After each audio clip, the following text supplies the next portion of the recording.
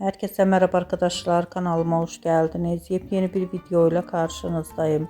Arkadaşlar, bugünkü videomuzda başarılı ve karizmatik oyuncumuz Can Yaman'ın iş arkadaşı İlker Bilgi'den yepyeni görüntüler geldi. Muhteşem oyuncumuz İlker Bilgi'nin tatilden olan yeni görüntülerini sizler için YouTube kanalımda video halinde sunuyorum. Umarım beğenirsiniz.